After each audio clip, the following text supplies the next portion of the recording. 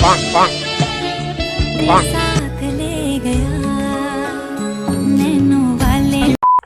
ভাই, এ কি দেখছি আমি? আমি সত্যি দেখছি তো। দাঁড়াও দাঁড়াও দাঁড়াও দাঁড়াও। না না না ভাই, সত্যিই দেখছি আমি। বলছি ভাই, তুই হোমো না লেসবিয়ান? বিশ্বাস কর, পাক্কা একদম মনসায়নের ছোকরা লাগছে।